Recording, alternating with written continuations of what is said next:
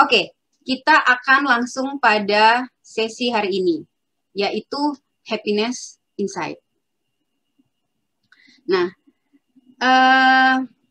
ini ada percakapan yang sering banget saya ditanya oleh orang lain gitu ya, untuk mereka sering kali bertanya, Bu Mei, Mbak Mei, kenapa ya? Aku tuh sering banget ikut sesi motivasi gitu, baca buku pencerahan, ikut seminar gitu, seperti sekarang misalnya, itu kayak merasa benar-benar saya tuh tercerahkan. Tapi kenapa hanya pada saat itu aja? Sementara kalau setelahnya saya menjalani hari-hari saya itu kok rasanya kok kayak susah banget dilakukan. Kayak balik lagi kembali ke yang semula gitu. Kira-kira apa yang salah ya? Gitu. Nah, mungkin Anda semua pernah mengalami hal tersebut. Ya paling tidak Anda harus bersyukur karena Anda tidak sendirian, gitu ya. Nah, karena saya yakinkan bahwa hampir semua orang mengalami hal itu. Jadi kalau ikut seminar, ikut pelatihan, baca buku tuh kayaknya wah oke, antusias pada saat itu. Tapi setelahnya udah kayak oh kok susah banget ya rasanya gitu. Nah, itu fakta. Contohnya misalnya gini. Jadi kayak akhirnya kita merasa bahwa seringkali semua seminar-seminar, pelatihan, bahkan apapun yang kita baca, itu hanya ada di tataran pikiran, gitu, tataran pikiran dan filosofi, gitu kan. Namun tataran praktis dan kehidupan sehari-hari, kok kayaknya rasanya itu susah banget untuk dilakukan, gitu.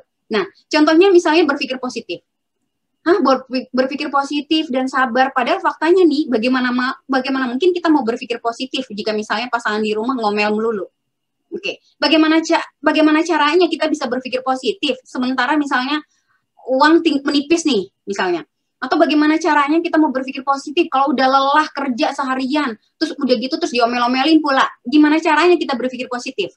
Oke, bagaimana caranya kita berpikir positif dan sabar kalau ternyata keluarga tidak terlalu mendukung, atau mungkin anak-anak pulang ke rumah dan anak-anak itu ribut dan lain-lain gitu. Nah, itu semuanya kayak rasa susah gitu dilakukan.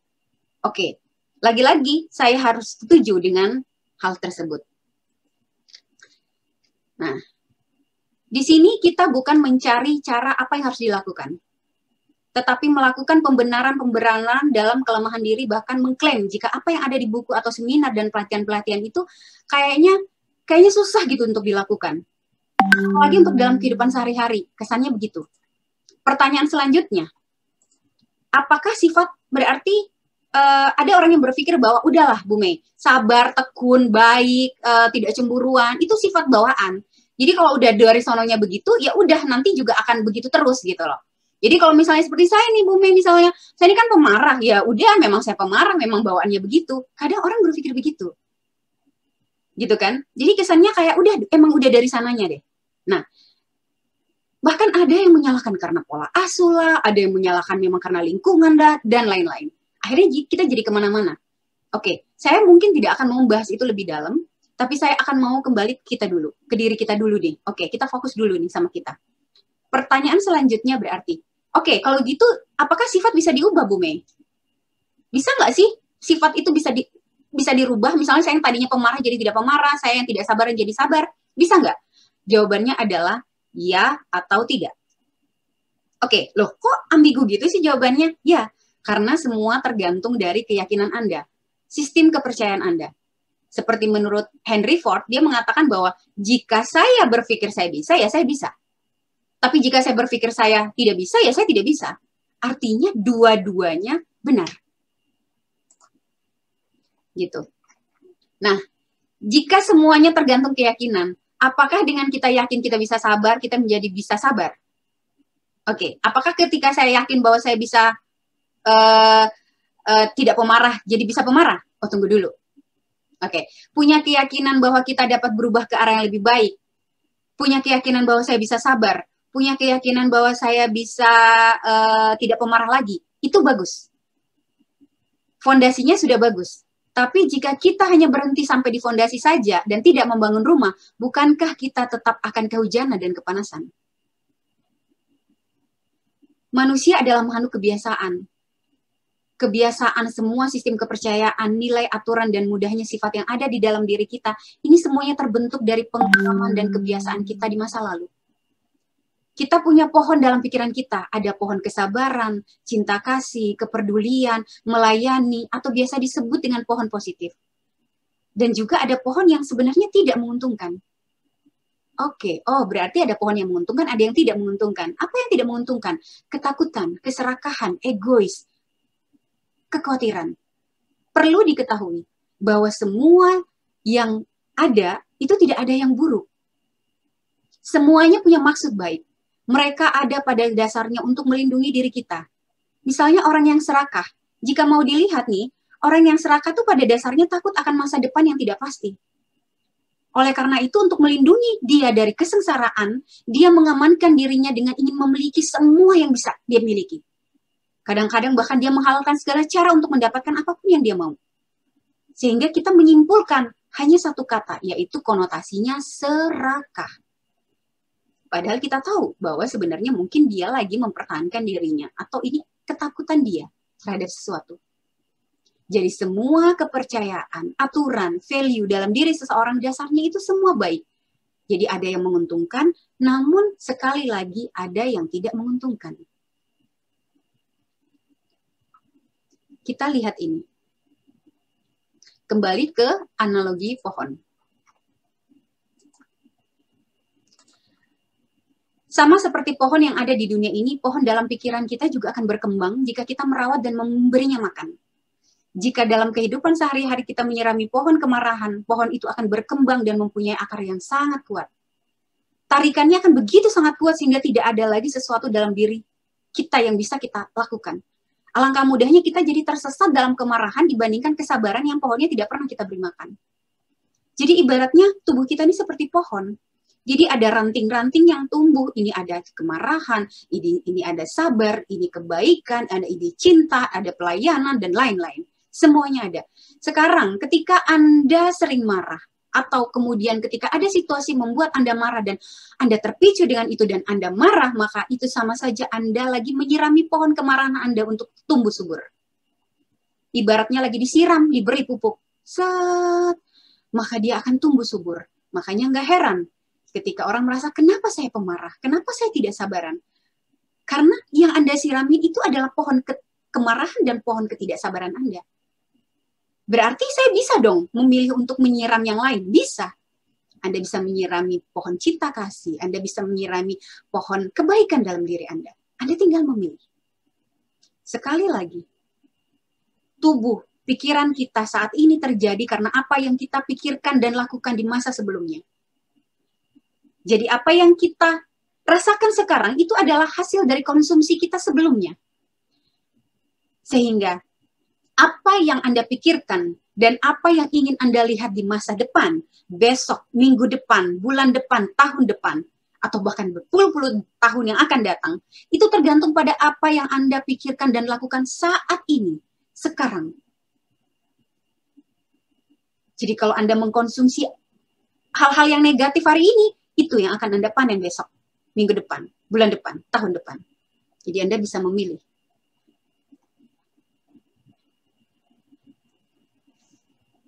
Apa sebenarnya yang kita cari dalam hidup ini? Kesenangan? Kebahagiaan? Atau apa?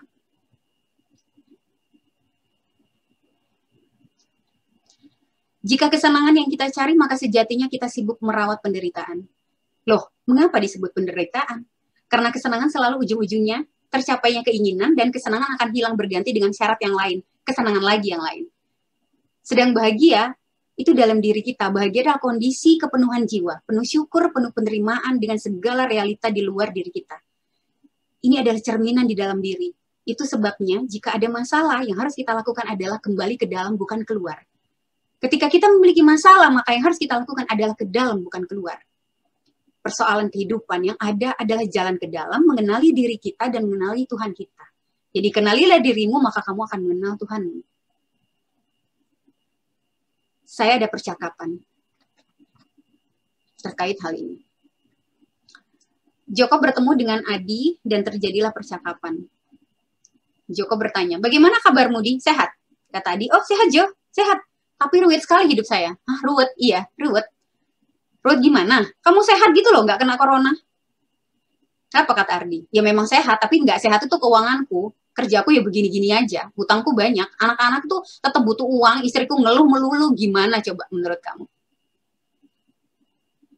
Teman-teman semua, Bapak Ibu, di tengah pandemi yang berlangsung banyak orang yang seakan kehilangan kedamaian dan kebahagiaannya. PHK di mana-mana, anak sekolah, stres karena harus daring, keuangan makin merosot, dan lain-lain. Betapa banyak manusia berlomba-lomba untuk mengeluh dan setidaknya dia sibuk cemas dan khawatir takut akan masa depan yang tidak pasti. Padahal kita tahu sama-sama bahwa masa depan yang tidak pasti itu justru suatu kepastian.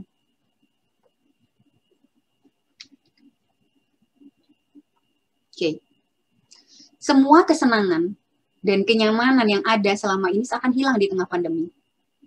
Di masyarakat jadi banyak takut ke rumah sakit karena rumah sakit dianggap penuh dengan penderita corona. Setiap hari nakes merasakan kekhawatiran dan kelelahan saat bertugas. Kebebasan dan kesenangan yang biasa didapat dengan mudah kini begitu langka. Rasanya ini adalah hal yang wajar yang dirasakan oleh hampir semua manusia saat ini. Seakan semua tuh saat pandemi ini kita jadi kehilangan kebahagiaan.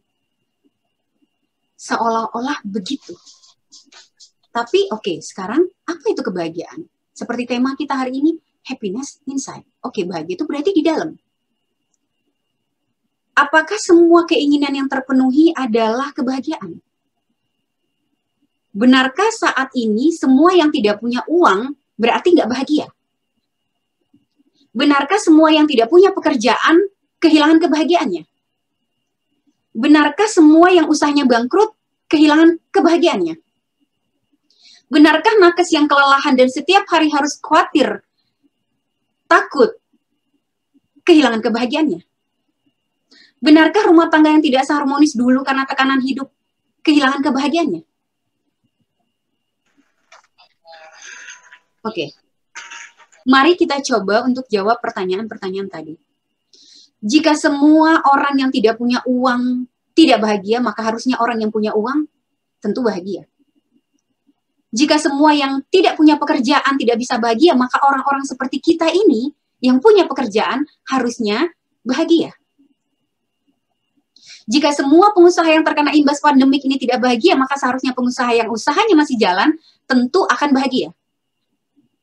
Jika semua nakes yang setiap hari khawatir dan kelelahan saat bertugas di rumah sakit tidak bahagia, maka seharusnya orang-orang yang tidak kerja di luar rumah sakit adalah orang yang bahagia. Jika keluarga yang kurang harmonis dengan tekanan hidup saat pandemi menjadi tidak bahagia, maka harusnya keluarga yang masih harmonis, karena tidak terjadi tekanan hidup, masih bisa bahagia harusnya.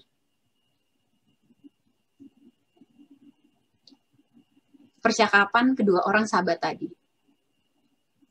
Lalu bagaimana dengan pekerjaanmu di rumah sakit? Kata Ardi, ya gini-gini aja, gaji nggak naik, pekerjaan membosankan, melelahkan, lengkaplah hidupku, kayaknya komplit gitu. Kata Joko, loh lengkap gimana, Di? Ardi berkata, ya lengkap hancurnya, kamu tuh kayak nggak tahu aja.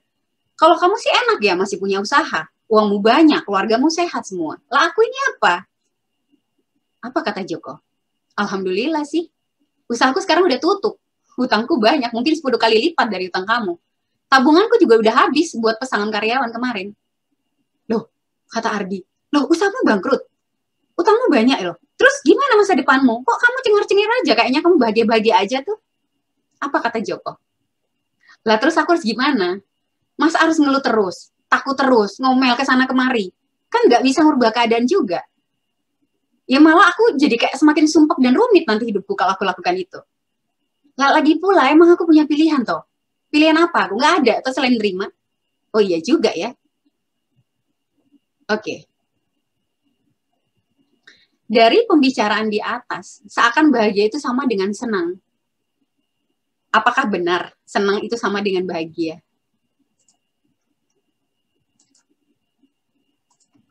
Manusia modern selama ini tuh menganggap senang itu sama dengan bahagia. Ya mengapa begitu? Karena setiap harinya kita selalu diajarkan untuk dapat, mendapatkan, meraih, menggapai. Jadi akan sangat susah untuk bahagia jika kita nggak mendapatkan apa yang kita mau. Jadi apa bedanya bahagia dengan senang? Bedanya bahagia dengan senang. Kalau perasaan dipuji, diakui, dihargai, diterima, disanjung, itu adalah senang. Oke. Demikian pula saat kita sukses, berhasil mencapai posisi yang diinginkan, menjadi orang yang terhebat, menjadi pemenang, unggul dibanding orang lain, itu ya senang. Bahkan saat ini ketika kita mendapatkan segala apa yang kita inginkan, yaitu kesenangan. Bisa dibilang itu adalah cipratan kebahagiaan. Senang adalah segala perasaan duniawi yang dibuat oleh budaya dan masyarakat agar manusia itu produktif dan dapat dikendalikan oleh sistem yang ada. Oke, lalu bagaimana dengan bahagia? Perasaan saat kita menikmati sore hari dengan kepenuhan jiwa, menyaksikan matahari terbenam dengan ketenangan, melihat alam semesta dengan kehadiran diri, itulah bahagia. Perasaan saat duduk, kita hadir membaca buku dengan nyaman, melihat segalanya dengan kehadiran kita, dengan pikiran, itulah bahagia. Duduk, berbicara beserta sahabat, akrab, duduk bersama keluarga dengan penuh kehadiran kita, menikmati cinta yang ada, dan hadir bersama mereka, itu bahagia.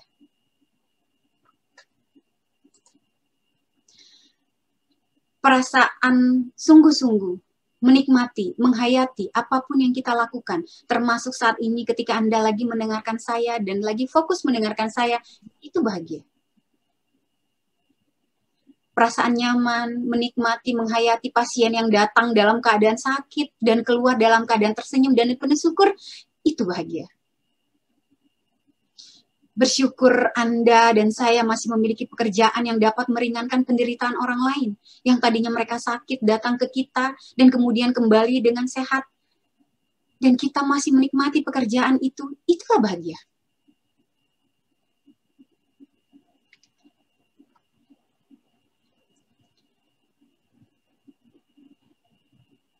Jadi bahagia itu adalah kondisi kesadaran diri saat tubuh, pikiran, dan perasaan kita hadir di sini saat ini dan sekarang juga. Yang selalu saya sebut dengan mindfulness. Bahagia berasal dari kepenuhan jiwa, penerimaan diri kita, serta rasa syukur dan kebersyukuran. Sedangkan senang itu berasal dari pengagungan diri dan selalu memanjakan ego yang ada. Jadi bersyukurlah jika kita masih diberi ketenangan hati, jiwa, dan kita masih bisa menikmati momen yang ada. Kembali kedua percakapan tadi. Kata Ardi, Jo, jadi kamu ini bangkrut, banyak utang. Loh kok kamu bisa tenang-tenang aja? Kamu nggak ngeluh ke sana kemari dan santai aja, gimana sih kamu ini? Kata Joko, ya ini kan fase hidupku toh, sekarang bangkrut. Soalnya udah lama banget kan kemarin tuh uang aku banyak, aku sukses. Terus sekarang fase bangkrut, ya udah aku terima, aku jalani. Aku nggak punya pilihan. Kata Joko, lah terus kamu nggak panik? Ya harusnya kamu panik toh, takut, ngeluh. Kok kamu rasanya kayak gak ngeluh sama sekali? Apa kata Joko? Ya panik toh, ya pasti takut, ya ngeluh juga, ya namanya manusia. Tapi apa ya terus-terusan begitu? Masa iya aku harus terus-terusan takut, panik? Terus ya sakit nanti tubuh dan jiwaku ini. Apa kata Ardi? Nah itu yang aneh Jo. Ya harusnya kamu tuh ngeluh terus kemudian harusnya kamu tuh stres. Nah ini kok kamu bisa tenang, padahal kamu tuh bangkrut. Bangkrut dan tidak bangkrut ya berarti sama aja ya. Kok kamu bisa kamu tetap bahagia gitu loh. Apa kata Ardi? Apa kata Joko? Manusia sekarang tuh nggak cari bahagia, Di. Mereka tuh cari senang. Manusia sekarang itu nggak mau belajar bahagia. Senangnya tuh belajar menderita. Kata Ardi, loh gimana maksudnya? Joko menjawab, maksudnya manusia zaman now, zaman sekarang ini banyak sekali syarat untuk bahagia. Sampai tersenyum pun itu harus ada syaratnya dulu ya. Aku akan senyum kalau ada sebabnya. Bayangkan mau bahagia aja itu harus ada syarat. Apa nggak merana itu?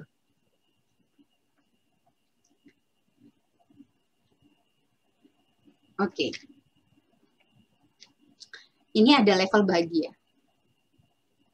level bahagia, pertanyaan berikut dari sahabat, jika benar bahagia itu semudah itu, maka harusnya banyak orang yang tidak bahagia. Atau ya kalau memang bahagia itu ada syaratnya, ya harusnya banyak orang yang akhirnya bahagia ketika dia memenuhi apapun yang dia mau gitu. Pertanyaan sebenarnya, bagaimana cara bahagia? Kok ya rasanya kok susah banget ya bahagia? Ada pertanyaan begitu. Jadi senang itu berbeda dengan bahagia. Bahagia identik dengan kesenangan. Padahal bahagia berbeda jauh dengan kesenangan. Kalau dalam bahasa Inggris, bahagia itu disebut happiness. Sedangkan senang disebut pleasure. Nah, jika kita merumuskan dengan sederhana, ternyata ada 3 level bahagia.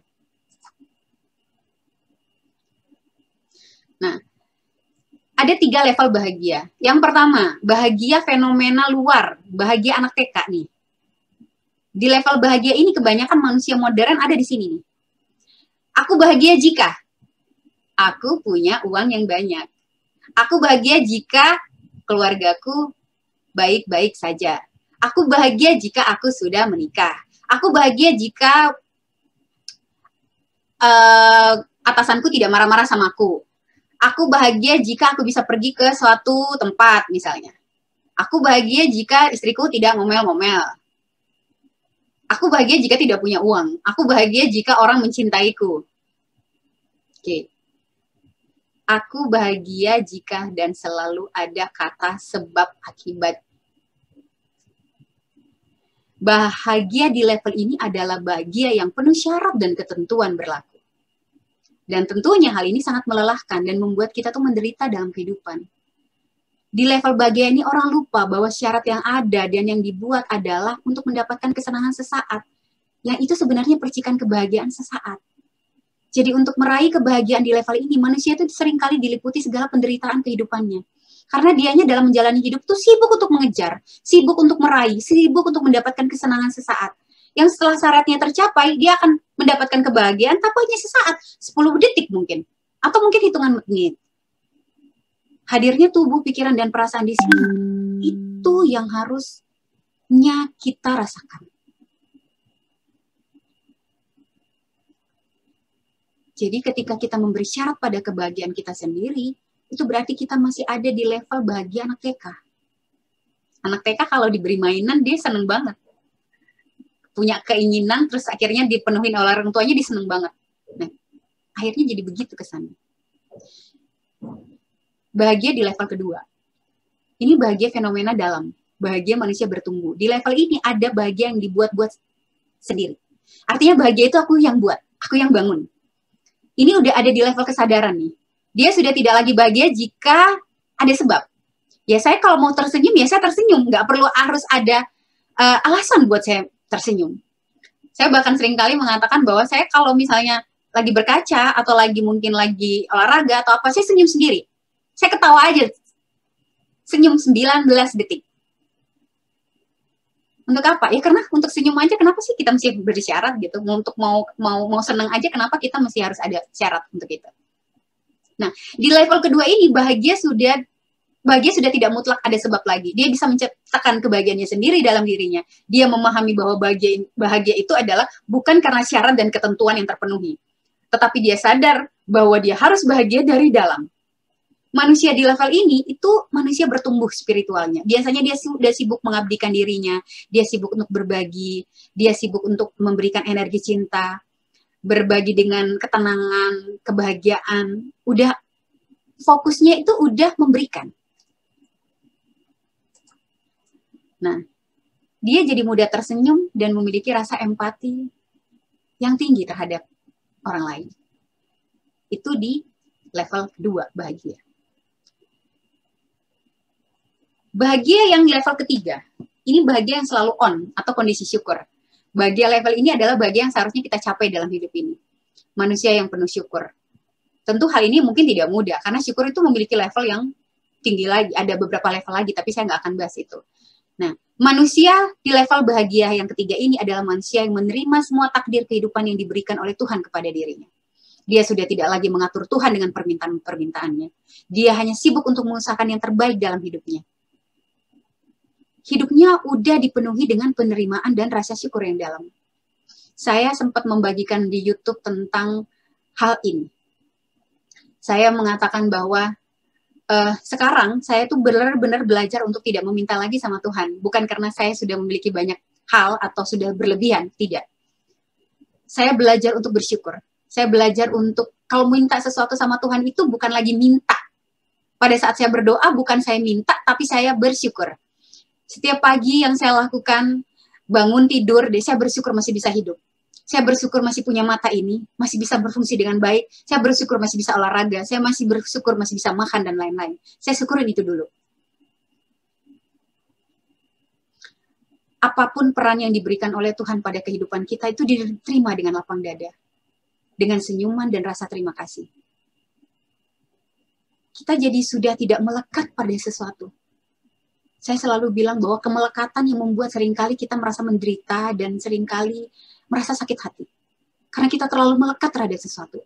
Kalau kita suka sama sesuatu dan kita terlalu melekat terhadap itu seperti kita dilem. Kalau dilem itu kalau terus kemudian kalau kita cabut lemnya, itu sakitnya minta ampun. Itu namanya kelekatan. Jadi orang yang di level ini sudah tidak mudah lagi mengeluh. Tidak takut lagi, tidak ada kemarahan lagi, tidak ada khawatir lagi. Yang ada cuma pemakluman yang besar. Dalam kondisi ini, kita jadi menerima kehidupan itu dengan lapang dada. Kita jadi menerima apa saja yang diberikan oleh Tuhan kepada kita. Rasanya akan berbeda ketika Anda berdoa meminta sesuatu dengan kalau Anda bersyukur. Anda bisa coba.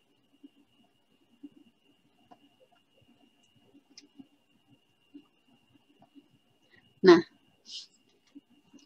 seperti yang saya bilang tadi, bahwa kesenangan adalah percikan bahagia yang berupa hadirnya tubuh, pikiran, perasaan dalam satu momen yang lebih dari 10 detik aja. Saat kekinian kita terpenuhi, saat itu udah syaratnya pun jadi akan bertambah lagi. Saya hari ini pengen HP yang bagus. Begitu sudah terpenuhi, kesenangan saya udah selesai. Mungkin saya akan minta lagi. Ada lagi kesenangan saya berikutnya. Dan begitu terus. Nggak akan ada habisnya. Sedangkan bahagia adalah saat kita berhasil melepaskan semua kemelekatan kita. Apa yang kita inginkan. Kita jalani hidup ini dengan penuh kesadaran. Tubuh, pikiran, perasaan kita hadir di sini. Kita menikmati setiap momen yang kita lakukan. Saya selalu mengatakan bahwa akan sangat menyenangkan ketika kita hidup itu penuh dengan kesadaran. Kesadaran dalam artian benar-benar Anda melakukan semuanya itu dengan mindfulness. Coba Anda mandi. Anda mandi dan rasakan betul bagaimana air itu menyirami tubuh Anda. Akan berbeda dengan Anda mandi zrut, terus pikiran Anda kemana. Coba Anda menikmati momen saat Anda berbicara dengan anak Anda atau dengan pasangan Anda dan lihat matanya yang kemudian hadir benar-benar hadir utuh. Anda akan rasakan bedanya dengan Anda sedang main handphone atau lagi mengerjakan sesuatu sambil, oke, Mama dengerin kamu ngomong apa, Papa dengerin kamu ngomong apa, atau oke, ya, karyawan lagi ngomong apa, terus kita lagi sibuk dengan hal apa. Itu akan berbeda rasanya ketika Anda berbicara dengan orang dan kemudian menatap matanya dan mensejajarkan diri Anda dengan dia dan turunkan frekuensi suara Anda. Akan sangat berbeda. Jadi bahagia berasal dari kepenuhan jiwa dan rasa berkecukupan. Rasa syukur atas apa yang sudah kita dapat sekarang. Dengan menyadari ini, seharusnya kita bisa senang untuk bahagia. Jadi jika dicermati, sedih adalah lawan dari rasa senang. Bukan lawan dari bahagia. Jadi tidak mungkin kita mengalami sedih dan senang di saat yang bersamaan. Tetapi memungkinkan untuk kita tetap dalam kondisi bahagia saat kita mendapatkan persoalan hidup. Jadi apa yang kita tunggu hanya untuk sekedar tersenyum.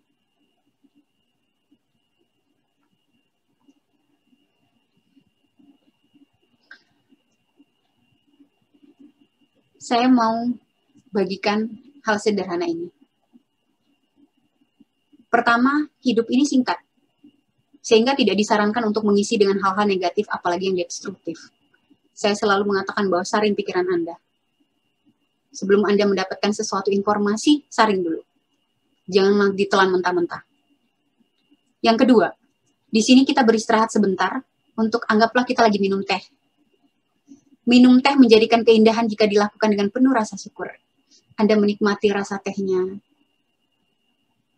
manis, atau mungkin tehnya tawar, tapi Anda nikmatin itu. Yang ketiga, dalam filsafat timur, teh itu adalah simbol kesadaran, sehingga menjalani hidup ini sebaiknya dengan kesadaran.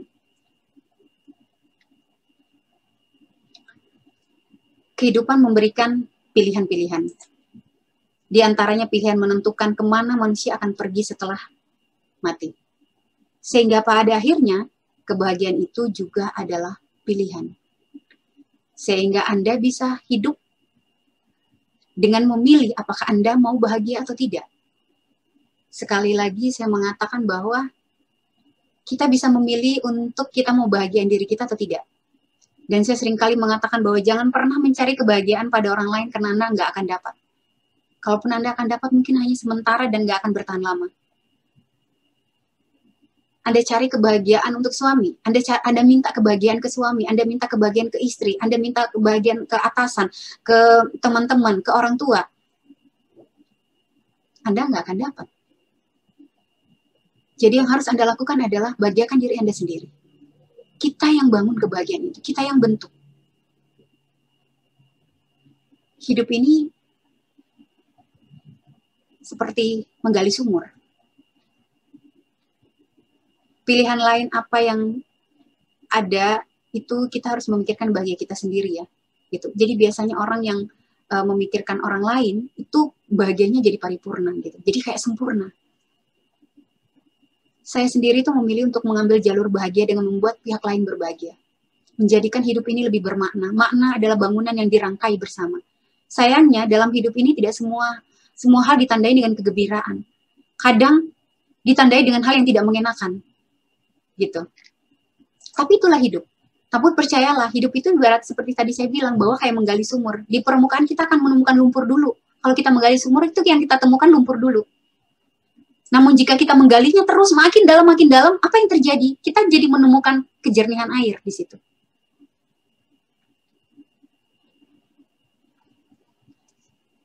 Dan endingnya dari semua itu, semua ini yang sedang kita bahas tadi, endingnya itu berserah.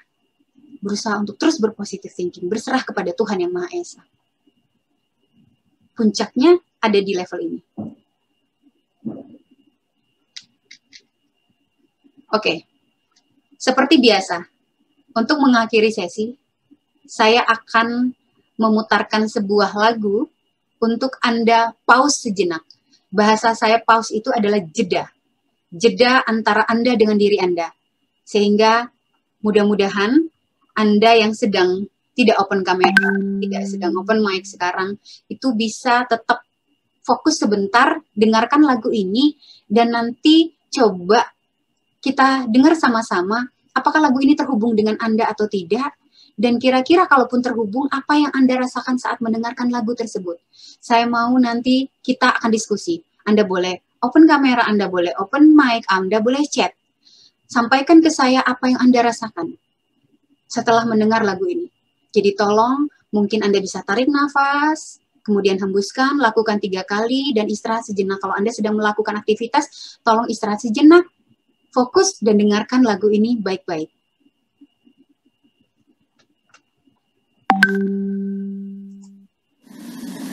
Oke.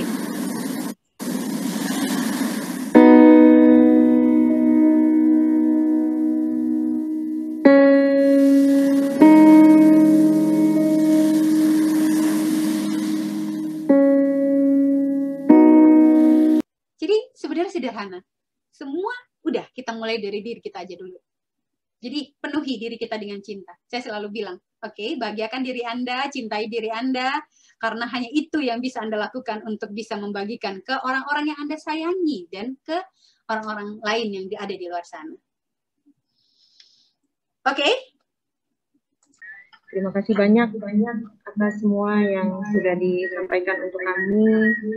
Ini sangat bermanfaat untuk kita semua, tidak hanya di pekerjaan, tetapi dalam kehidupan sehari-hari tentunya. Ya, Bu. Sekali lagi terima kasih teman-teman, Bapak Ibu, dokter, teman-teman perawat, dan semua tim nakes yang sudah hadir hari ini. Kemudian Dokter Liz, terima kasih dok, sekali lagi dok, atas kesempatannya kita sharing bersama Ibu Mei, psikolog. Salam sehat. Ya, salam sehat. Iya, Dokter Liz. Terima kasih Dokter Liz, Bu Mei. Teman-teman terima kasih banyak ya. Sudah semua, Dok. Ya. Bahagia itu sederhana. Iya, betul ya, Dok. Masya Allah. Luar biasa. Bu Mei, sebentar. Mbak Desi. Jangan pergi dulu, Mbak Rati. Bu, saya mau senyum 19 detik. Berapa kali, Bu, dalam sehari? 20 ya, Bu? 20, minimal 20 kali. 20? Oh, oke, 20. 20, senyum 19 detik. Ada orang, nggak ada orang, senyum aja ya, Bu? Betul. Bangun tidur, bersyukur. Oke. Terima kasih. Rambut, terima kasih mata, gitu. Oke, baik. 1, 2, 3. Ibu Mei, terima kasih banyak. Sama-sama. Teman-teman, terima kasih ya. Yes, Nanti kita bikin lagi acara berikutnya. Ya, Bu Mei, siap ya, Bu? Nanti diundang lagi ya, Bu? diundang lagi. Ya.